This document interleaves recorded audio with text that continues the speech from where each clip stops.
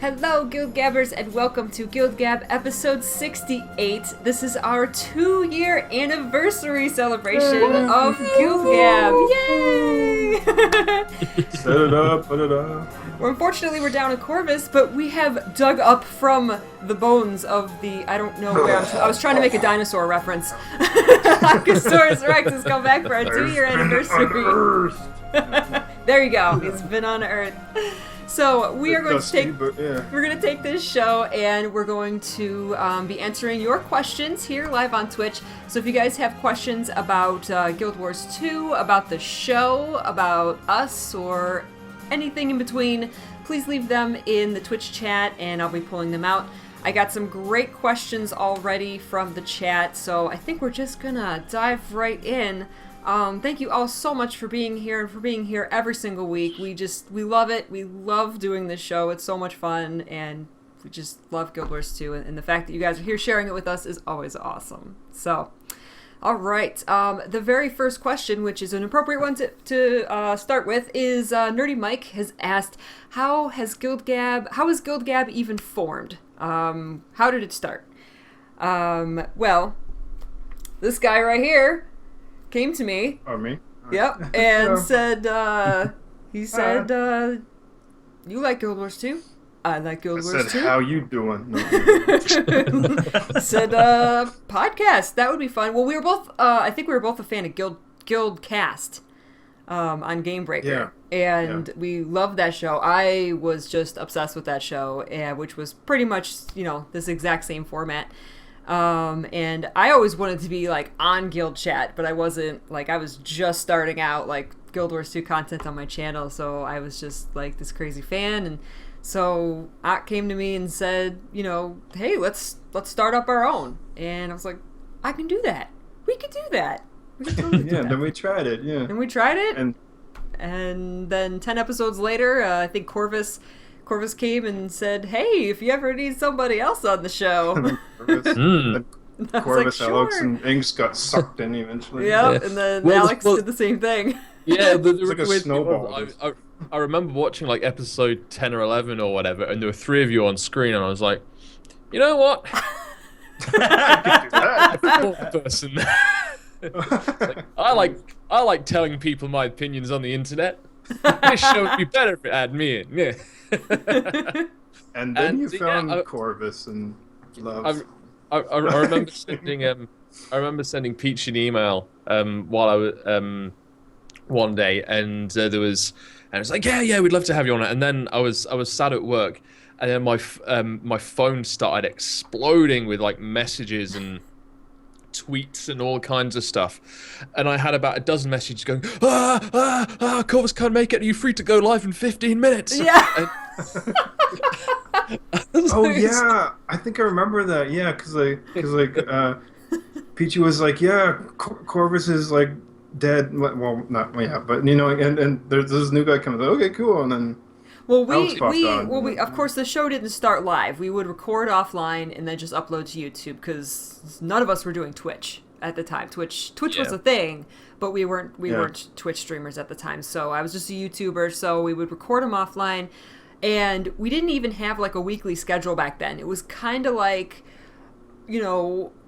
okay, y'all, everybody's free on Saturday this week, so let's get together on Saturday. And sometimes, like, someone couldn't show up, so we'd say, or someone wasn't feeling well. I'd be like, I'm not feeling well today. Let's not do it, And then we would put it off until, okay, everybody's free next Monday. It was a very kind of haphazard, like, it definitely wasn't weekly back then. Back in the old days. Yeah. So, wow. And me and Corvus didn't actually appear on a show together for about 6 weeks, did we? Yeah, it was a while before you both were available at the same time. The Legend of Corvus. Yeah, the Legend of Corvus. It was like really cool how like the two of you guys like gelled so well, and this was like this cool like kind of Betty and Veronica thing. Which is what I like. I like to tease you guys for that. Betty and Veronica. That's Alex and Corvus in a nutshell. I don't even quite remember. I was watching Guild Gab for a long time, I think on Peachy's channel. And then you guys started streaming live on Twitch, and Corvus was a part of the show, and Alex was kind of jumping in and out, like they were alternating. And I was doing my own show at the same time, which was a different format. It was taking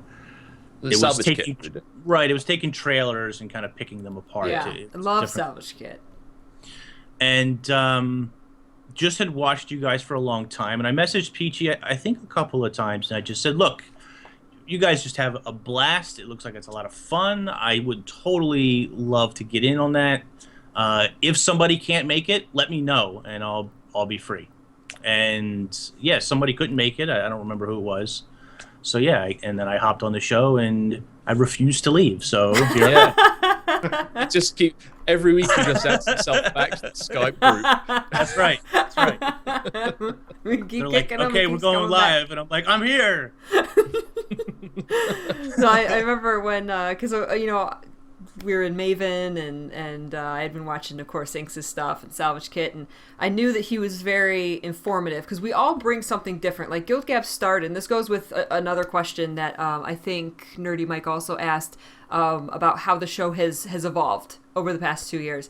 And, you know, we all bring something different to the table. Like, me and Ak are very passionate about the story and the lore and all that, and we're not necessarily number crunchers, you know.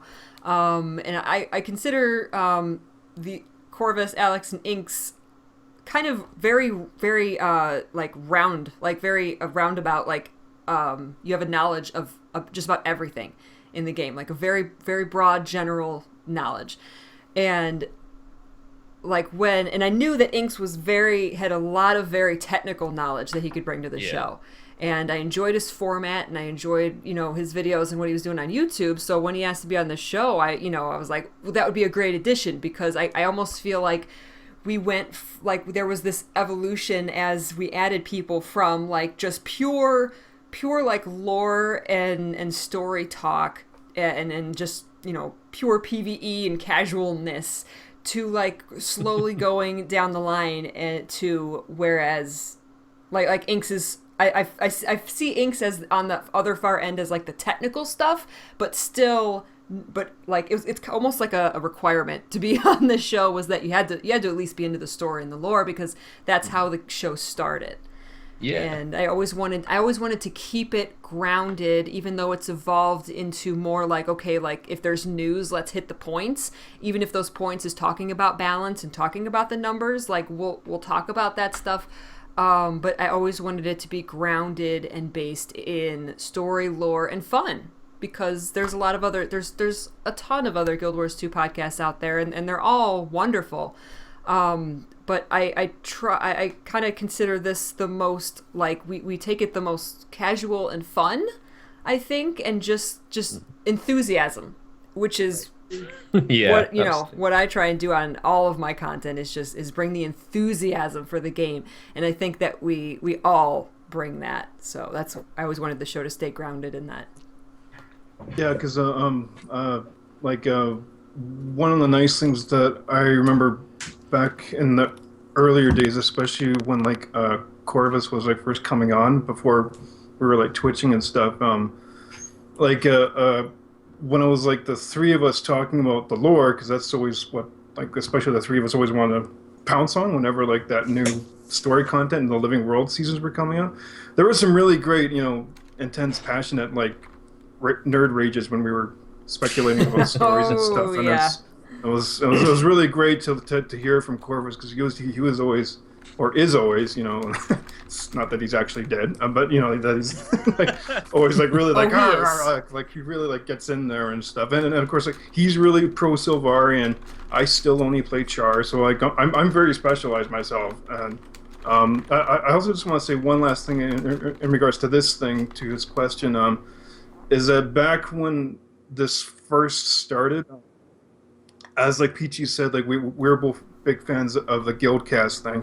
And I just remember when it ended on Game Breaker, I thought it was very sudden, and I felt kind of annoyed at it. I was like, what the hell, you know, like I like loved hearing Richie and Matt and the other guy, I totally forget his name, like just going off, and hearing them, I was like, you know, dang it. And I was like finding videos of Peachy, and I was like, wow, she's cool and cute. I'm just gonna say hey, and I'm a very forward person myself, and I know a lot of people usually aren't because they're like, oh, I might seem a bit rude or strange to just message someone out of the blue. I'm not like that. I will go up to anyone and be like, hey, I got a question. Let's talk.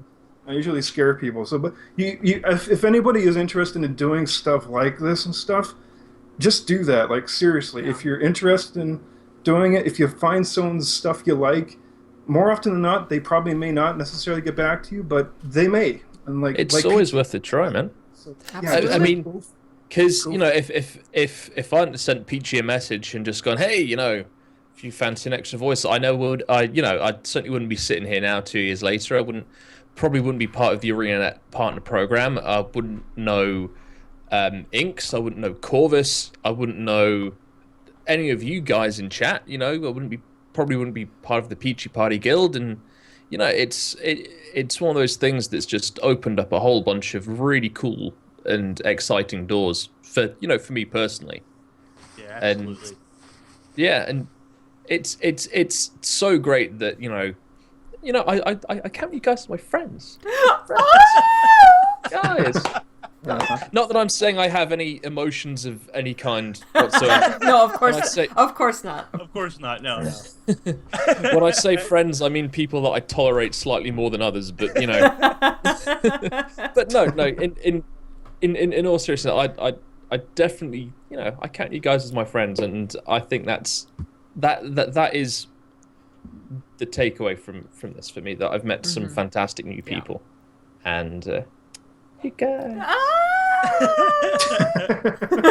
Oh, man. Yeah, this has been like a better than most therapies that I've been to. So, because most therapies for me and stuff don't work. In fact, I was even told because I have a special rare cell disease, and I've been told that whatever kind of mental thing, manic depression or something like that, which I do have like as you can see, a slightly strange personality. I go up and down like crazy, and I was basically told by this guy saying, well, you got this weird cell disease, so I can't recommend any medication because it could have really bad side effects. We don't know what would happen. So it's like, go for it. It's like, just you probably got all this mental stuff messed up with you, but you don't get any medication, so see ya. Like, oh, great, okay. So but meeting people like this that you can really passionate out and nerd your butt off with is a really great relief, and you can really, and it's one of the wonderful things I love about this is that with our little thing here is that all of us are from different countries or parts of countries and very far apart, and it's really great. I mean, like Sam's in the States, and Inks was from the States, and I was in Canada. I'm on the other side of Canada, and Corvus and Alex are both parts of the UK, so it's like really cool to have all this mixture in, and makes it's us fantastic. Like, feel cultured or something. Exactly, yeah.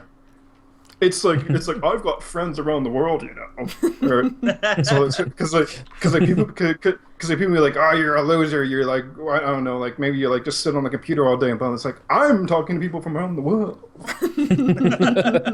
Like, I'm what being did you do today? Exactly, yeah. It's like I am international. I've got all these friends in the world. It's like, yes, I'm just sitting in my room, but shut up. It's like, yeah, no. I love that voice. Thank you. Here's actually a voice question from Obi. Perfect segue. Have you guys noticed that as you've done Guild Gab and YouTube and Twitch and other shows like that, have you noticed your way of speaking has changed over time? Maybe from being more like a public voice. Like how is your way of speech? Time. Yeah. Yeah, I think I've always been I talk a lot, and I can talk fast and about nothing for long periods of time. So I've always been a pretty good speaker in that regard. I've never had a problem, if you have a school project, whether it's university or high school or whatever, and you have to present something, I've always been good at that. Like anybody else, when you get up in front of a big crowd, there's that nervous, tick in your belly or whatever at first, but it's very easy for me to overcome and just roll off. But and because it's a podcast like this, and I'm literally just speaking to a camera, and I can see you guys, but you're not all in the room with me. Like going to PAX South and speaking on stage is a very different experience than, and Peachy can probably attest, than sitting here and doing a podcast with you guys. But I would definitely say, like, where I started when I made videos, and there's this big joke that Peachy got in on the other night about rifting with inks and how terribly it started. What? Where it is now is vastly different, for sure. For sure. Absolutely. Weirdly, whenever there's group stuff going on, so when I remember when I was recording the ArenaNet back in 2013, I was talking a little bit on the video, and everyone suddenly stops. So we were on TeamSpeak at the time, and everyone suddenly stops and I go, "So Alex, are you recording this?" And I was like, "Why?" It's like, because you're doing your YouTube voice. Oh. And apparently I have a YouTube voice, and apparently my pronunciation becomes a little bit clearer, and my kind of speech patterns get a little bit strange. And of course I was like, "Yes, what? Why?" And they went, "Wanga, fucker, shit, and I was like, guys, I can't use this." And they're like, "Yeah, we know." And then they started telling all these horrible jokes, and I had to mute out all of the sound and had to do all the voiceover stuff later on. Wow. But it's something interesting. Looking back at my videos, and I watched.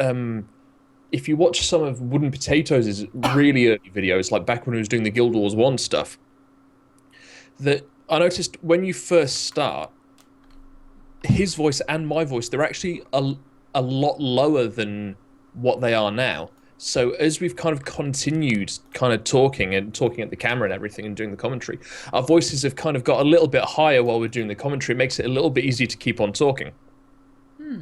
At least that's what I found. And I found one of my old videos the other day, and it's like, "Hi guys, it's Alex here. Today we're going to be looking at some new weapon skins. This is the sword." I look back and I just go, "Oh, Jesus Christ, why did I put that up?" Yeah, it's funny looking back at some of your old videos or recordings and thinking, why did anybody follow me back then? Yeah, absolutely. It was bad. I wouldn't have followed me. I don't. What happened? Yeah, I think. Oh, go ahead.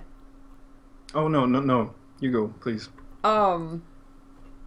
I think that when I first started, I tried. If you go back and look at like my very, very first YouTube videos, like I've never liked my voice, so I tried to make it like a little bit more girly. Hey guys, like because you don't know when you're just starting out what what you want to portray. You're not quite sure how to just be yourself. Whereas now I just be myself. Now, I think I still have a lot to learn about how to get my points across, how to be more, concise with answers. There's still a lot to learn. Like, I'm going to be looking at myself in 2 years. I'm going to look back at today and be like, "Oh my God, why did anybody follow me?" But, looking back, it's, you really can tell how far you've come, and I've definitely learned to just because I'm making more content, like constantly doing 6-hour Twitch streams. I can't, even though I have this, I don't know if I have a YouTube voice, but I'm definitely more myself than I was 2 years ago, where I was like, what do I want to be, and whereas now I'm like, I'm just gonna be myself. I'm just going to be myself. I'm going to talk how I talk. But there's a certain amount of, I think, projecting and like Alex said, enunciating, because you do know that a camera's on. You do, you can't ignore that there's a giant light overhead and there's a camera and there's, I literally have about eight different windows open across 2 monitors. Yeah. You can't just ignore that. So it's hard to be 100% casual. Like if you see me at a convention, hi. I'm probably gonna be like, hi. My name's AuroraPeachy. I'm a patient. How you doing? But yeah, it's way different when you're looking at a camera versus in person, but I definitely think I'm more myself now than I used to be. Yeah. I actually remember that. I remember the very first video I saw of Peachy's, and I like had no idea who you were, and the very first video was like, "I'm back! I got married," and I was like, "You're back from where?" No one noticed you were gone. Back. I was back, bitch. And that was 2 years ago. Jeez. Well, when it comes to voice, let me tell you a story. Now, I don't think I'm normal in this respect because I could say many weird stories about this. Is that normal for me is when I'm getting excited on here and I start going Muppet like that. Like that's normal for me. So I have to repress myself to be talking normal when I'm with like normal people in the world. I really have to repress my Muppety instincts. And like for instance, when I was in university and I did presentations, I remember once in one of my English classes, like this girl that I was talking to afterwards, she was saying, "Oh, are you from England?" I was like, "No, why?" She was like, "Oh, you had an English accent up there." I was like, I did. So like apparently whenever I do presentations, I would start getting a little bit Britishy. Like I don't know, I just would start getting really into it when I started describing historical literary things. I started getting really I don't know, sort of Englishy or what, things like that.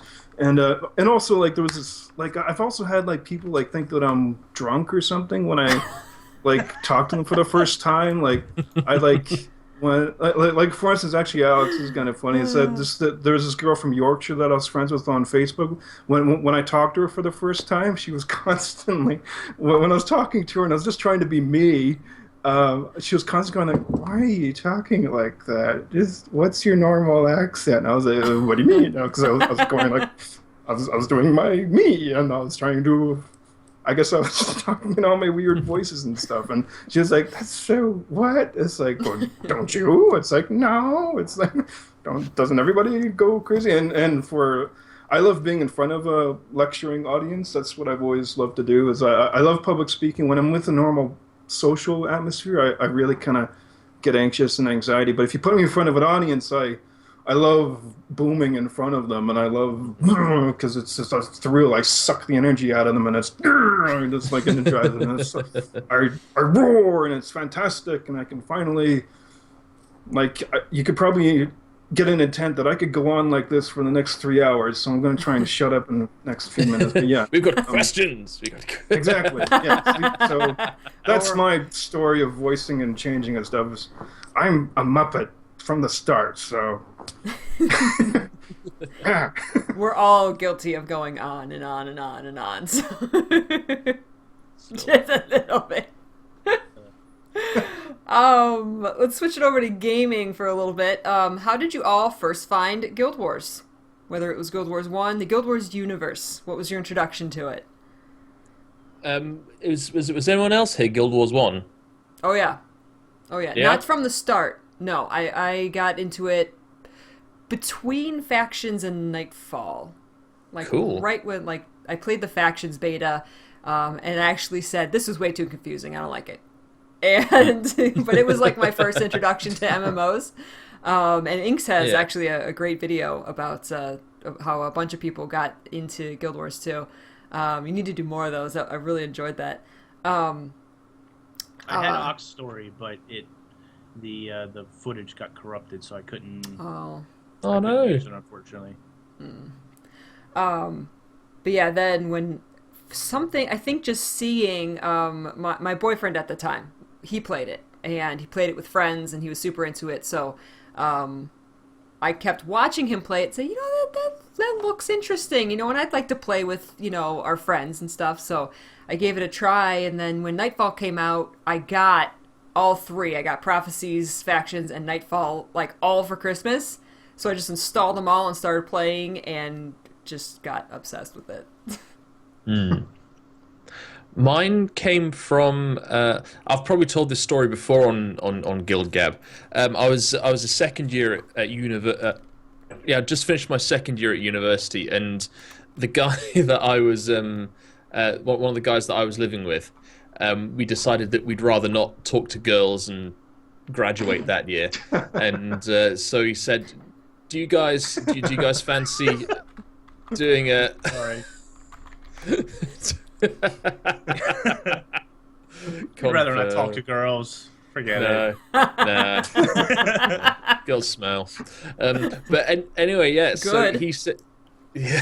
So he said, do you fancy playing an MMO? And I was like, yeah, sure, why not? And we were too broke to pay for a Warcraft subscription at the time.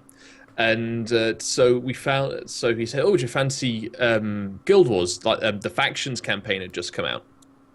And I remember playing it. I've still got my first necromancer, my necromonk, just sat there in Kanang sitting still, and I kind of fell in love with it, up to the point where the night before my dissertation was due, I had my dissertation on one half the screen and Guild Wars minimized behind it, and I still had like 3,000 words to write. And I finished at like 7 in the morning because I'm diving in to do a quick Guild Wars 2 map every now and again. But the friend of mine, he ended up going over to Warcraft and nearly failed his degree because of it. Yeah, we were a cool house.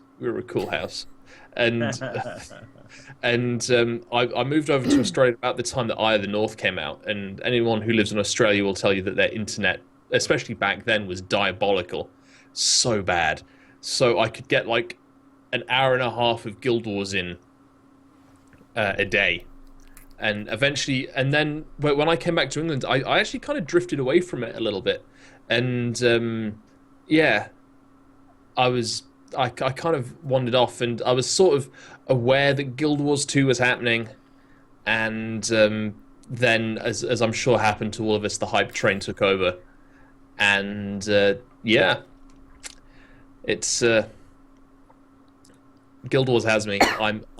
Guild Wars has me, and I'm his bitch, and I could not be happier. So who needs girls? You're the bitch to Guild Wars 2, right? Well, now he's got both, so. And he's got a cat. I'm so envious of everyone who has a cat. Damn it! I can't have one. One day I will. Yeah. What about you guys? How did you get into? Yeah, Inks. How did you get into it? So I was a hardcore World of Warcraft player for a very long time. I didn't actually start playing MMOs until I was out of college or out of bachelor's. Anyway, I was working on my master's at the time. By the time I discovered MMOs at all, I was a big Dungeons and Dragons player for many years, and I played WoW to the point where I couldn't really envision myself playing any other game. At the time, my wife had bought. She wasn't my wife at the time, but she had bought Nightfall, and she had gotten tired of WoW, and she was playing Guild Wars Nightfall a little bit, and she showed it to me, and I looked at it, and I was like, but World of Warcraft, whatever, I have raiding, and I've always been a big raider. But fast forward many years later, and Guild Wars 2 was coming around, and I was playing SWTOR at the time. And I just started watching older videos about Guild Wars 1. I knew that there was going to be a Hall of Monuments. The completionist in me said I had to have 30 points before I could really play Guild Wars 2. Like, before it launched, I had to have it because I was going to play a ranger, and I had to have those pets. If I couldn't have all the pets, I wasn't going to play ranger. It's just the way it was. And this is the honest truth. Since Guild Wars 2, I haven't had this feeling, but I got into a super, super early beta. I was just extremely lucky. Mm. And it was like, it's like a drug, right? It's like, I couldn't stop playing. Like the beta week, the week, it was like a beta weekend or something before they were advertising them for people. Yeah. and really early iteration. Dyes still grew in your home instance, and all kinds of other changes don't exist anymore. But I played it for like we had 48 hours access. I probably played 36 hours. Like I just didn't sleep. I just binged the hell out of it, and I didn't want to stop playing.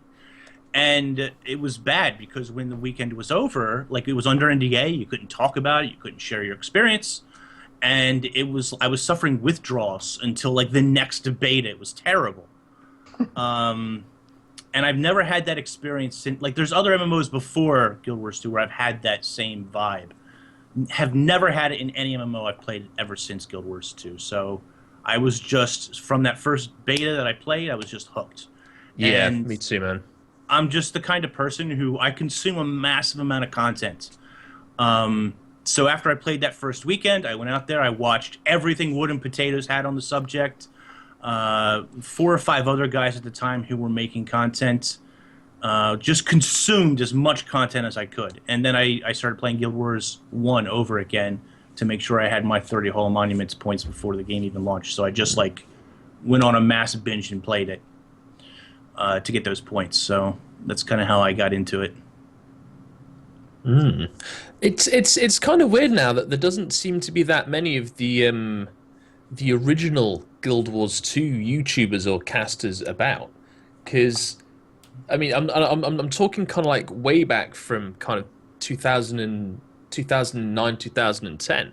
There only seems to be like Wood and Potatoes who stuck around. Like Dante's gone to where did he go to WildStar in the end? I don't know. I have no idea. Can't remember. I remember Dante being around for quite a while, pre-launch. Kriparian got banned half a dozen times. That's what he does. But anyway, yeah. But yeah, and it kind of took a little while for, I guess, what you would loosely call the kind of what we are now, like the partners or the content creators or whatever the hell you want to call us, to kind of crawl out of the woodwork and just go, actually, we want to start making videos about this game. And there's more every day. Yeah, people absolutely. are making amazing things. I mean, yeah. I'm so happy that the game. Let's be honest, the game is 3 years old, but there's enough new content and new exciting content that it keeps more and more fans, especially since it went free to play. Yeah. It's or play for free, whatever you want to call it. It's just creating new fans, and it's so great. How did you get started with Guild Wars? Can you guess what initially sucked me into it? Was it the char? The char! Yes, it's the bloody char, yeah. I was actually kind of lucky in some ways. I mean, WoW was always going to be #1 for me because, like, lore and... I'm always lore, story, and just that kind of thing wise. And that's basically because, like, Warcraft, the RTS, came out when I was, like, 15-ish or so, and I kind of stuck with it ever since. But I was also kind of lucky in that World of Warcraft came out and exploded just after I graduated university for the first time. So I kind of lucked out there, and that it literally came out when I got my BAs. Okay, good, because if it came out when I was doing my BAs, beep. And I remember getting. I've never been into raiding.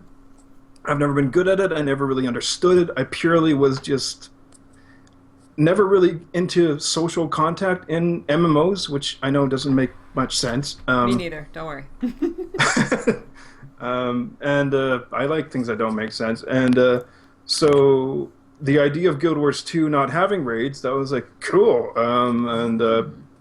Because I still think Guild Wars 2 has one of the most amazing exploration aspects to it. Because just exploring Tyria, especially if you're new to it, there's still areas in that game that I probably haven't even seen yet. Many areas actually that I still haven't probably seen yet. Because it's so flippin' big. It feels big. Like I know Wood and Potatoes constantly says like, oh, it doesn't feel that big, and he's always very kind of down on things. But also him, Wood and Potatoes was someone I think like many of us that sucked me in because he was into the lore. I never knew anything but Guild Wars 1, so he was like my source material for all of that, and his very sophisticated sounding English accent that made him sound 3 times smarter than I'm sure he actually is. got like North American ears like mine into it, going like, oh yes, this sounds very intelligent. Yes, well, yes. But of course, like he's just an average guy, but his like voice does sound fantastic, and like his videos were fantastic to listen to, and especially with those like little animated things, like those first lore videos I think he was doing, where he like literally kind of went to the whole thing. Like, I mean, that was really wonderful and helpful, and it was great to get into the universe and the world of it. And then with the Guild Wars 2 trailers of the Char that basically were like feline orcs, and orcs I always thought were kind of cool, but then if you actually make them cats, it's like, that is so freaking cool. And then I love the fact that Guild Wars 2 still to this day is one of the few, and I totally go on rants about this whenever I can, is that when it comes to making female, Beastman races, Guild Wars 2 is one of the few that does this right, in that they don't come across the thing that developers in WoW and many other games do. It's like, oh, gee, the female race, wow, this is going to be really tough and hard, man. We got to really think about making the female now. It's like, why? They're just females. Especially if you're making like a non-human race, they're not necessarily going to have giant boobs, and like human aspects. They're a different species. So, and like cats don't have giant boobs, they're cats. Like, you can't tell the difference between a male and a female cat unless you like go up right to their butts, or something. Like, females have long hair on their tails. That's how I tell the difference. Yeah, so I loved, from my passionate, insane zoological nerddom, the fact that the Char, male and female, they looked like a separate species. They weren't sexually anthropomorphized that way. They looked the way that like a beast race should look. Like, whereas, like, for instance, some reptile, beast races, the females have boobs. They're reptiles. It's like, it makes me go insane. It's like the Pandarans in Warcraft. It's like, yeah, it's like too extreme, man. Yeah, it's like it's that really weird anthropomorphized thing. But I have a couple of Char characters, and I think they look pretty cool, even though they look a little bit lopsided when they run.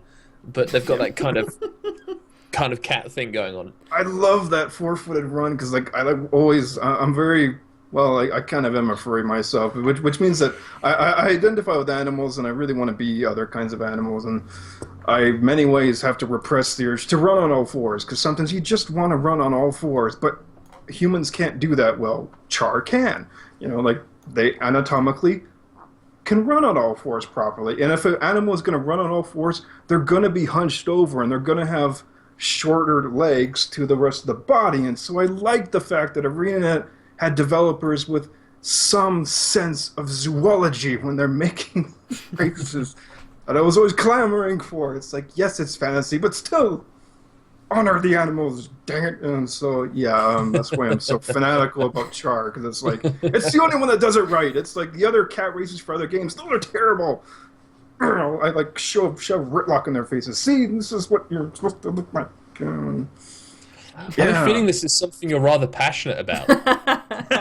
Slightly, yeah. Just a little bit, yeah. Teensy bit. Yeah. And to be fair, a lot of the Char personal story is very, very good. I love Char I really do. There's some great writing in the Char personal story.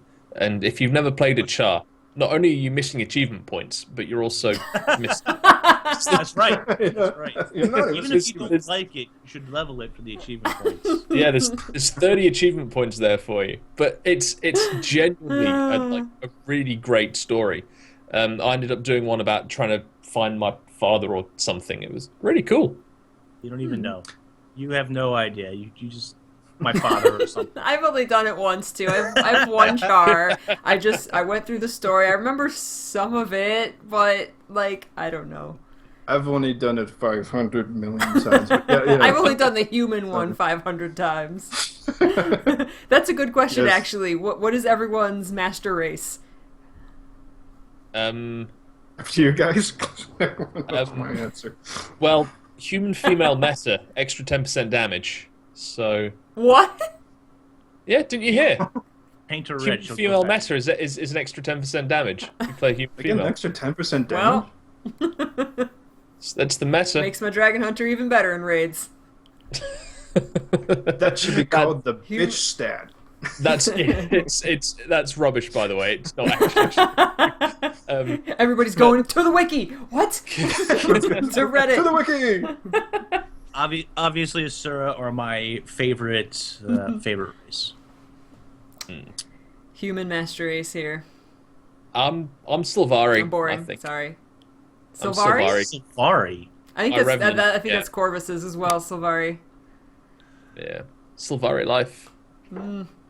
I also do like the fact that Guild Wars 2 does do a really good job in trying to kind of break traditional high fantasy tropes by doing things like, instead of having elves, because just about everything has elves, they take the essence and feel of elves, but they put it into Sylvari. They create this Sylvari race, and instead of making them we are the oldest race that have been around for 6 billion years, it's like they've been around for 30 years. It's like, what? And but they still have that feel of an elfish race, but they're only 30 years old. And I like how the Asura, I always like to akin them as taking the goblins and the gnomes from World of Warcraft, and you just smash them together, and physically and culturally, they're basically like that. And I really love that because it makes them more whole. Because gnomes and goblins in World of Warcraft, you really feel that they're not whole, because they're kind of made to be a balance to one another. But the Asura feel much more I like that they have little claws. I love claws like that. I like, again, the gender issues for Asura.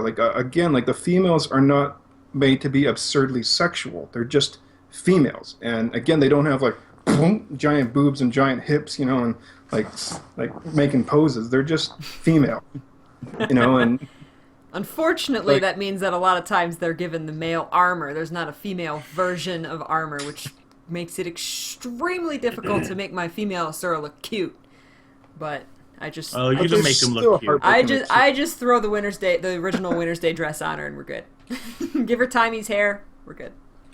And actually, it does allow. Yeah. It does allow female Asuras to be rather fierce, and I don't know I don't know that comes across necessarily for a lot of the other female characters, not just in Guild Wars 2, but a lot of MMOs. It's true. I like that it just makes them feel like a truly separate race.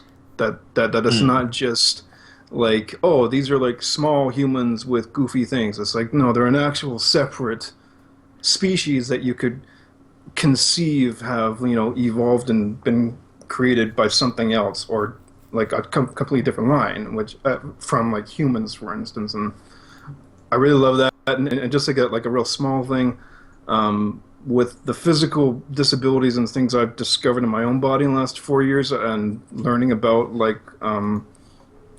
blindness and visually impaired people that I'm now technically a part of, I was really impressed with Timey being a main character that has essentially a disability to her body, which you rarely ever see. I mean, she's horribly cute and awesome personality-wise, but it's just amazing that they made a character with disabilities as a main character in a fantasy world, which is really something you really don't see much.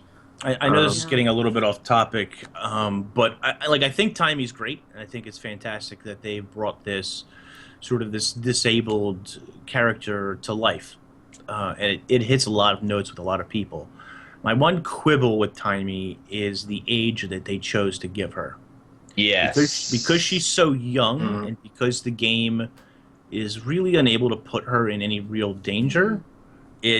I feel and I hope I'm wrong, but I feel like it's going to stunt her character development in the long run. As a player, you know that she's not going to get maimed or killed or whatever. And that's not saying I want Timey to die. I don't. I really don't. But you know that any part of the story, you know that any part of the story she's in, at the end of the day, it's going to be okay. It's going to wind up and everything's going to be fine. And unless she dies in Scruffy at some point.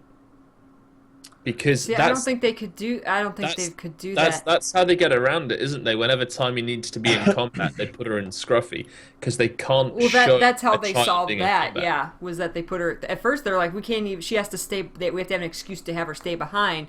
But if you put her in Scruffy, it's okay because she's completely protected. But just because she can't get, at the end of the day, she can't get like killed or maimed or anything. That doesn't mean that she can't get like kidnapped or very sad things can happen to her. Sure. I mean, Scruffy died and she was sad for half a second. But it doesn't mean that bad things can't happen to her. And I think that she has a strong enough character and the community likes her enough that she doesn't need that extra sense of danger, like, oh, she could die. So I think that I think it's just fine. I think it's actually a good thing that she is young. It gives you an extra sense of protection over here. You want to be protective of her. At least I do, because she's young, and the other characters do as well. Obviously, Inks, no. I am ready to sacrifice my entire team. I don't like any of them. All children will die. I'm gonna delete my entire team and rebuild it from the ground up. I mean, what's going to happen when Casimir and Marjorie get divorced in Living World 3 because they don't love each other anymore? Who gets Timey and who gets Rocks? I mean, how are we going to split assets? Brahm's going to be caught in the middle of his, fatherly love for Timey and his friendship with Rocks. It's going to be tragedy. Now make sure you clean Rox's kitty alert. She gets really ticked off. She's like, "Hey, I just went. Come on, clean it up." The talking cat. That brings us to a burning question that Synchrony asked Inks since the start of the show. How many characters have you deleted? Are you still a serial deleter? And will you please not delete me? I don't even know. I have no idea how many I've deleted. It's funny. Before I settled on Guardian, there was probably 6 or 7 characters I deleted. I mean, they weren't 80, obviously, but before I settled on leveling my Guardian at start, so the story goes that I was dead set on playing Ranger, and I did to level 60, like within 2 days or something. Leveled up fairly at a decent pace, not super quick. I wasn't like at the head of the pack, but I wasn't, behind. The problem with Ranger at launch, at least for me, was I had a longbow, and it wasn't bear, but it was some other pet. And I would send the pet off, and I would plink, plink, plink experience. And I did that all the way to level 60, and I was like, I am bored. I cannot play this class anymore. It's so boring. So I just shelved them. I didn't delete them. I just kept them there. And in the meantime, I had made a bunch of other characters, none of which I even remember the names of or what they were. I don't even remember the class. And then I made Inks, who was my Guardian. And I just loved the play of Guardian. So he was my first 80, and then I went back and leveled the Ranger. And then I made a bunch of other characters, which now no longer exist. So I have no idea how many characters I've made and deleted at this point. ArenaNet knows better than I do. And then you have key farmers. Do they even count? You make a key farmer and delete them right away? No, that doesn't count. So yeah, I have no idea. I don't know how many I've made. I couldn't tell you. They're like no, Tokens. I can't say that. I can't say that. Uh-oh. Absolutely no. Let's move on. Let's move on very quickly. Actually, if I could just I'd like to here and now make a passionate request to the Guild Wars 2 community in relation to this question. Can anyone who can sing, like maybe Sharm or someone like that, can you please make a song titled something like "Please Don't Delete Me" and dedicate it to Inks, and just make a full Well, you music need to write video. that and send it to one of the performers. I will actually. I'm going to contact Sharm and I'm going to actually try to write this. Please don't delete me. I think live, please. It's a constant struggle. Yeah. What about Sharm could do a cover of Cher's "Believe," but just call it "Delete." Delete A, yeah. That's Please good. don't delete all your characters. Yeah, I can see it. Please don't delete me anymore. I can still be useful. Please don't kill me. Plausible. She did do a WoW parody about wearing dresses, so which was awesome. So it could happen. Extremely talented. Actually, I also just want to quickly say, just like I've been out of the loop of like popular music for a very long time. Like it took me years to figure out who Lady Gaga was because I just wasn't paying attention, and a hell of a lot of popular, famous songs that are like in and hip. I usually, like 99% of them, I come across them through like video game parodies, which I usually like better. Me too. Which I find kind of amazing because I prefer like the parodies to the actual song, because when I go to the actual song, it's like, really, that's what the actual lyrics are? That's so dumb. I'm gonna go switch talking about killing dragons and crap like that. Sounds way more fun. Yeah, same here. Here we go. Here's a song-related question from Alaska. If you guys formed a band, what instrument would you play, and what would the name of the band be? Well, there's already Tyrion Direction, isn't there? So we can't have that. Oh yeah. Can't have that. I don't know how to play any instrument, so I'll play the in-game. I'll be all the in-game. Use my keyboard. I think we did have there was a big Twitter thing about this a while ago, because me and Corvus can both play guitar. I can play bass. Jebro can play bass. Sham can sing. Inks, Nice. if we give you some tin cans, do you want to play the drums? Inks would be a fantastic. Big smash. I played a drum. It's funny. When I was in high school, I played the snare drum and then later the bass drum, which of course is very easy. You just smash a drum with a mallet, basically. I've never actually played the drums, and I can very terribly play bass guitar, very badly. Unfortunately, I'm not very musically gifted, but I had a very kind of short-lived band called Akasaurus Magic, Oh man. where I was singing, and my #1 hit that I performed 3 times was called Caribbean Dinosaur Sex, which is about dinosaurs having sex in the Caribbean. And I'm very entertaining at karaoke, and I love karaoke, especially I have Bon no Jovi. And guess what? I'm not drunk when I do it too, so I really freak people out, because like when you're like not drunk, you can actually like sing all the words and you can keep going. You just keep freaking singing nonstop. It's like you really have to tear me off the freaking stage. I was like, I'll keep jumping and doing, because like the last time I was doing karaoke, I like took my shirt off, and then like some other guys started to get the nerve to take their shirts off. So then everyone was hanging around like, hey. Of course they were like ripped, whereas I was just like, yeah. Peachy can play the cowbell. Yes, you always have to have more cowbell. Okay, More I'll play the cowbell or the cowbell. spoons. Peachy I'll play bell. the tequaddle spoons. That SNL skit, like to this day, gets me more cowbell. It's just what's his I got a Fever. fever. I need more cowbell. Christopher Prescription Walken cowbell. and Christopher Walken, and but it was what's his name playing the cowbell. it's Will Ferrell, isn't Will it? Ferrell just rocking that cowbell.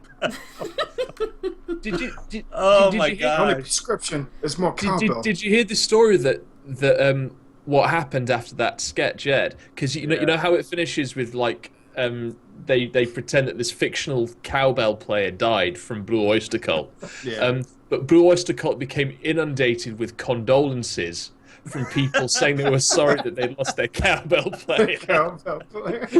What's really funny about all that is Will Ferrell can actually he's really good at playing the drums actually, Yeah. but he just rocked the hell out of that cowbell. Oh God! Actually, something just to ask the community and you guys too is that, did you guys ever see this like drum off between Will Ferrell and the drummer of the Red Hot Chili Peppers, who Oh, for looked Chad exactly Smith. the same as him? Yeah. That was That was amazing, because they like both look the same and they're both good. That was just the funniest, craziest thing. And they were actually both like dressed the same intentionally too, which was like, sorry, I just had to like bring up that nostalgia. Oh, it was good. Random pop culture. But what would our name be? I've been sat here for the last 5 minutes trying to think of something excessively filthy to do with Guild Wars, but... Well, I know, it would be Peachy and her hairy boys. That's what Atomic Samurai Robot said in chat. Peach and the furry ones. I've got it. What about Peachy and the hair Divinity's Peach? Divinity's Peach. Why does it have to have peach in it? Peach. Because it rhymes with reach. I don't know. Flying Death Chars. There you go. What about Straliostars and the hairy jungle worms? I like the hairy jungle. Just no. I like the hairy jungle worms. No. Peachy and her hairy jungle worms. My face is entirely too red. Just no. Just no. The Heroes of Shaymore. There you go. That's actually like. That's actually better. That's like legit. Oh god. That's a good name for a power metal band. I like that. Moving on. Let's do one more question for the show, and then we'll go to the post show. Kind of a double question here. I like both of these questions. From Nerdy Mike and from Kirito. What is one lesson that you've learned from doing Guild Gab, Twitch, YouTube, content creation that you never really thought of as something you would learn? And where would you like to see this show in a year? No, for me, I don't really have any wishes for this show as far as like where it could go. Like, I'm sure there will be a natural progression and it'll improve. I hope so. But like right now, I don't see something as like, this is where, this is the one thing that we need to improve. I love where the show is. I just hope that I just hope ArenaNet keeps giving us weekly news so we can keep doing a weekly show and have stuff to talk about. But and on the 3rd anniversary, I hope we're talking about the next expansion. I hope so. As far as one thing that I've learned, more than anything, and I kind of said this earlier, I think I've just learned to be myself.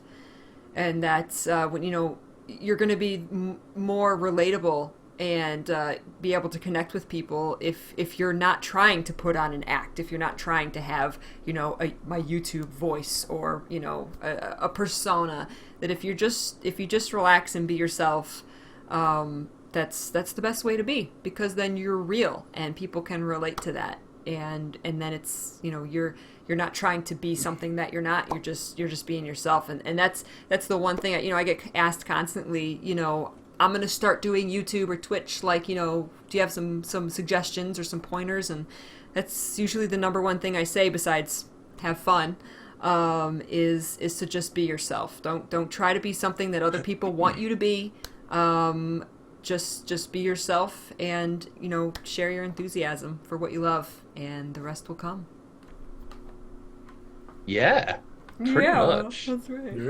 Yeah, that's right. Good. We're feeling good in this episode. Yeah. I think that there's you've got to have a certain confidence about what you're doing as well. I think that you've got to again a friend of mine said this when back when I first started doing the whole RPG Shack thing, is like, you've got to have the unique selling point, that you can't just go, oh, I'm just going to be another Guild Wars 2 person or whatever. You've got to have something that, like you were saying earlier on in the show, Peach, you've got to have that one thing that brings people to your channel. And all of us, we've got that individual thing that everyone goes to their channel to kind of look at.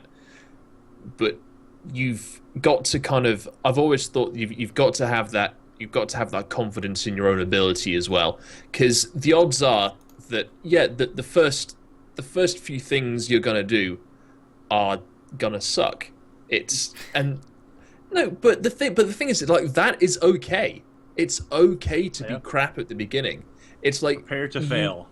Yeah, you are very rarely gonna be.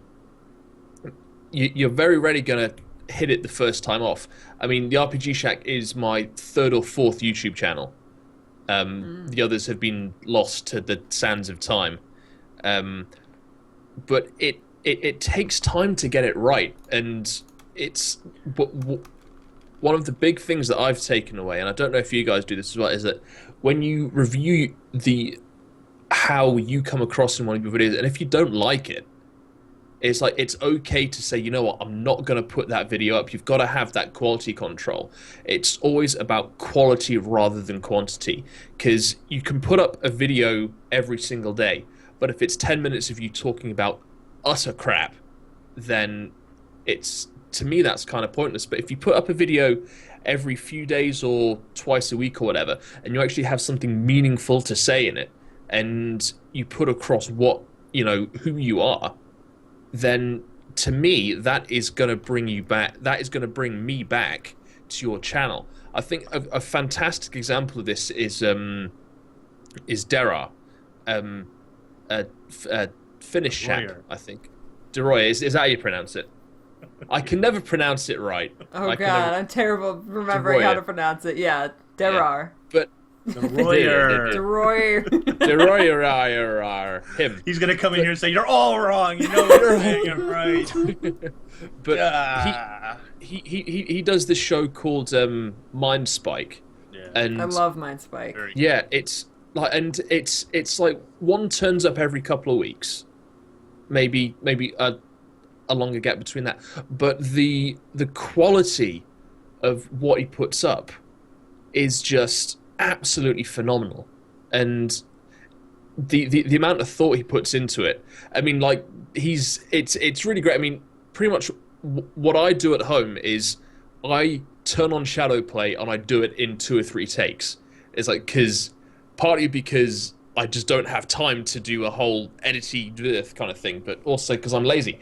But and the thing is, like we said, Inks, you have it as well, man. You've got like the big technical kind of details, and you've got all these numbers in your head, and Peachy, you've got the crying and stuff. And it's okay. You're great at crying. You've got the crying. It's okay. In all seriousness, Peachy, your strength is the way that you bring people together, and kind of. Yeah, the enthusiasm and how you build the community, and there is not a lot of that about these days, and sorely lacking. Yeah, but this little corner we have, it's great, and all I would like is for us to continue doing what we do, and be sat here in a year or 2 years' time, and say, hey, we've still got a huge, a big group of people that come and join us every week. And take part in this with us. Yeah. Mm-hmm. I don't even remember the question. Something about what have you learned? Did I go on that long? What valuable lessons have you learned about life? This actually, if you go back and watch some of the older videos, this may not be a surprise, but I used to do everything in one take. That means footage, voiceover, everything was done in one take. So if I screwed up at any point, everything was deleted. I just started over. And, like, the whole video was one take. Yeah, there was no editing at all done in there. It was just like I cut the little beginning and I cut the end off, and there's the video. And I used to do a video a day. And I quickly learned that a video a day is fantastic if people have the ability to keep up with you. Heck, sometimes I was doing 2 and 3 videos a day. I was out of my freaking mind. I remember that. What was I thinking? And don't get me wrong. Right now, it's not in a place I want it to be. I want to do a video a week, maybe 2 videos a week. That's where I'd like to be YouTube-wise. And I'm not quite there right now, but news is a little slow. Anyway, it's not important. But you can definitely see, and there's still so much to learn. Like I have so far to go when you look at people like DeRoyer, especially when you look at someone like Matt Visual, the technical knowledge, the editing knowledge, and the polish that those guys put into their videos, that's where I want to be in a year.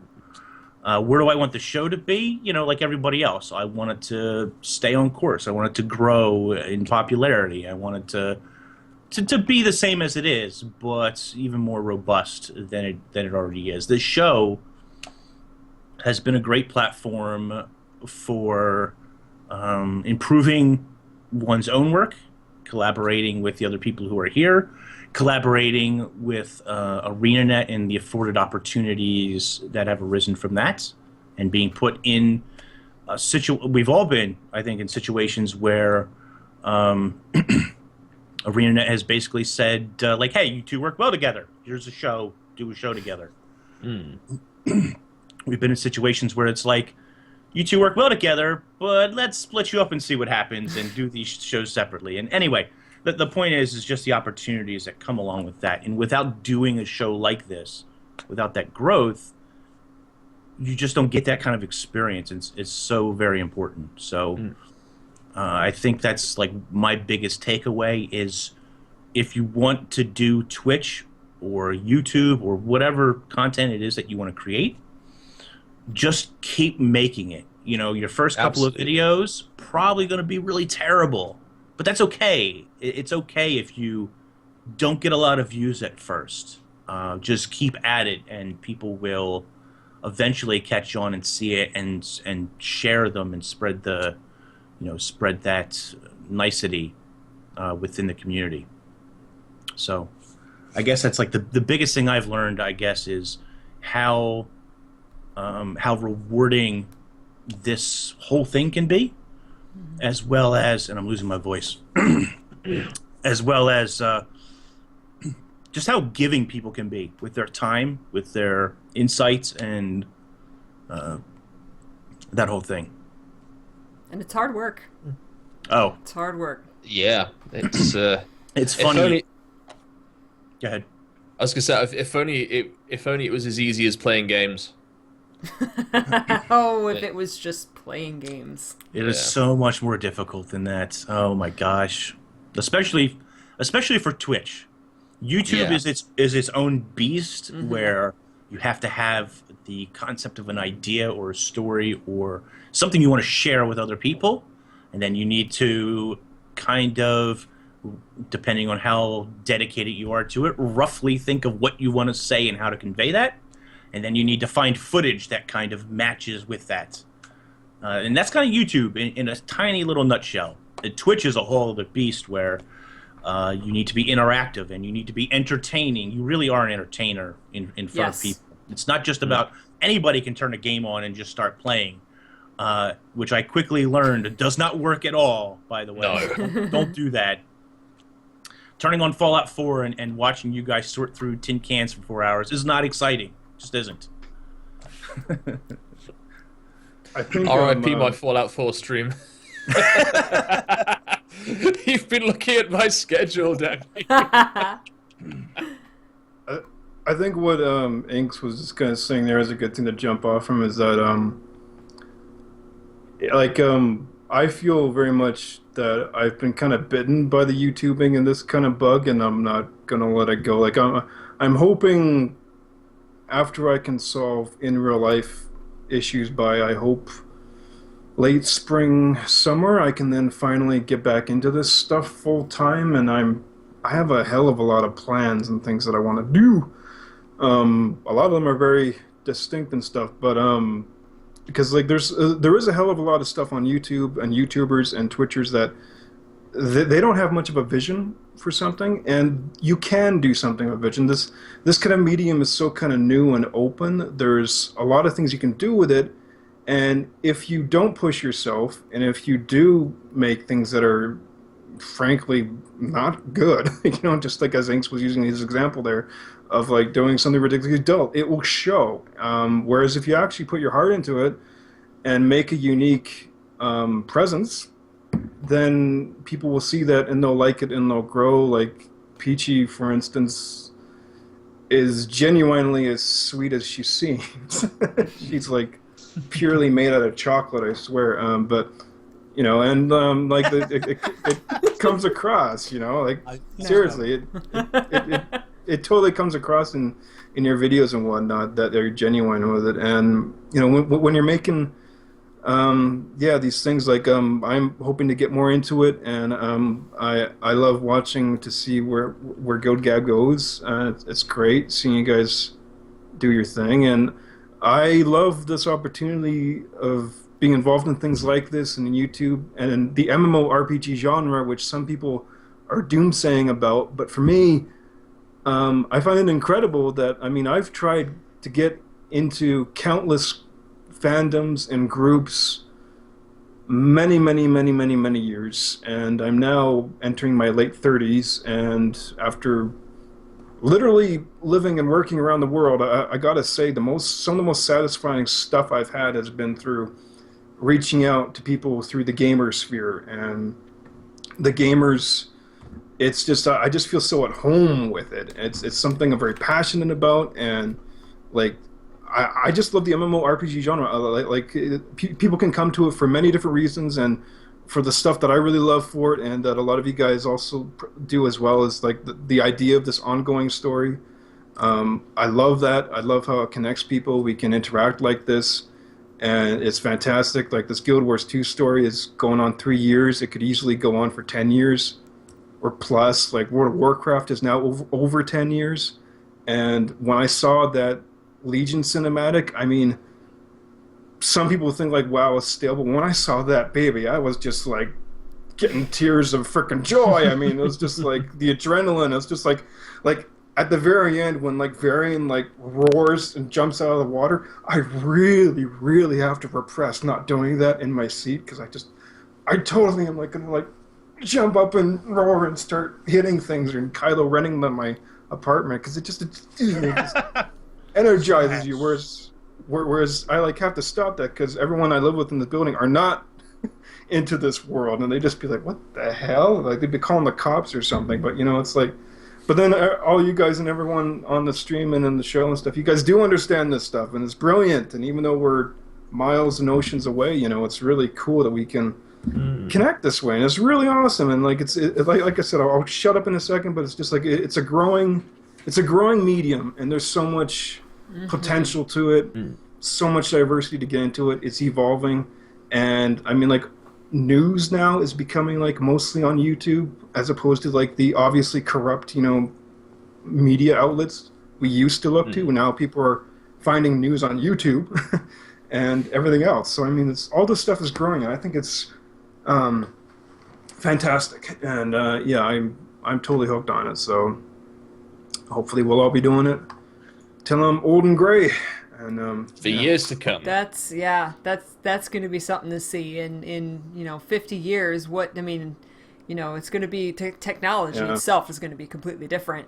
But you know, are we still going to be here talking to a camera or a hologram, or are we, you know, we going to be, I don't know, behind the scenes? How is it going to evolve? It's going to be so.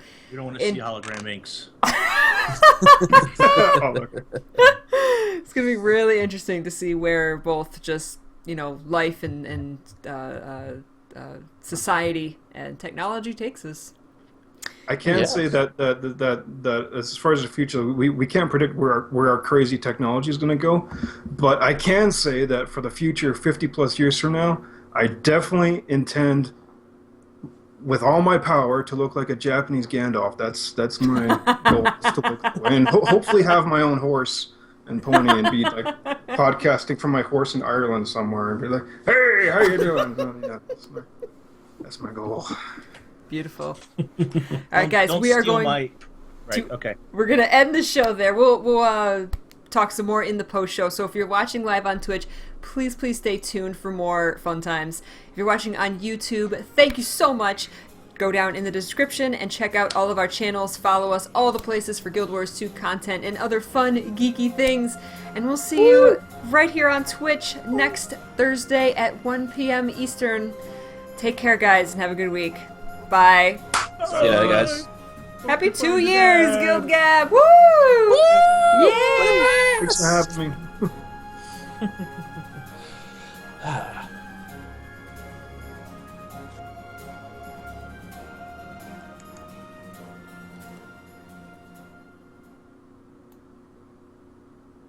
and scene. Woo! Yeah! I'm making all these, like, nobody watching can see it, but I'm making all these, like, don't get anybody. And we're done. Okay. And bring it down. And bring it home. All right, post show, go.